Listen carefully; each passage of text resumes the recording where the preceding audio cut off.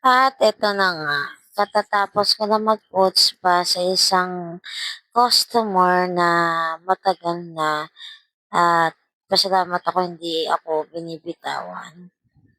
Gutom na nga ako diyan kasi bago pa siya dumating, hindi pa ako nakakakain. So, ang balak ko sana kakain muna ako kaya lang nahihiya naman ako paghintay ng husto. Talagang kaya ang subo ko diyan talagang halos talagang gutom na kasi may kamatis ako, may repolyo, ta's piniritong isda. Gusto ko kasi 'pag may piniritong isda may kamatis na hilaw. 'Yan, subo lang ako ng subo kasi talagang gutom na ako niyan. Tapos ang sarap pa ng pagkakaluto ng mga anak ko ng ulam. Yung anak kong babae ang nagluto ng gulay ta's yung apo ko nagprito ng isda. Ayan, at lumapit yung anak ko, humingi siya ng kamatis, 'di kumuha siya, hanggang sa maya-maya nauhaw ako, uminom ako kasi mabubulunan na talaga ako kasi sobra na yung subo ko. Ayan, subo ko ng subo ta's lumapit naman yung bunso ko at tinekwat na nga yung kamatis sa tabi ko. Kasi kamatis is life dito sa bahay namin.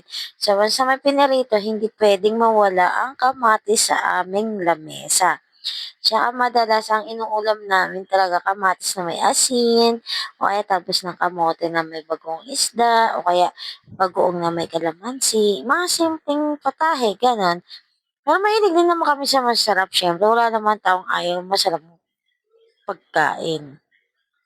So ayan, chini-chika-chika ako ng mga bata kasi nga alam niyo na, 'di ba, rumakit, so alam na this 'pag rumakit si nanay, ang mga Junakis, Diyos ko, nakagwardiya na yang mga 'yan. But anyway, yun naman talaga ang gusto ko 'pag kumikita ako, sa kanila talaga naka-dedicate yung mga kinikita kong pera, taga as in kahit walang maiwan sa'kin, pagka humingi sila buhos, buhos talaga ako. Basta humingi sila at meron akong naging trabaho, naku, hindi puwedeng hindi, buhos, ibibigay ko halos lahat.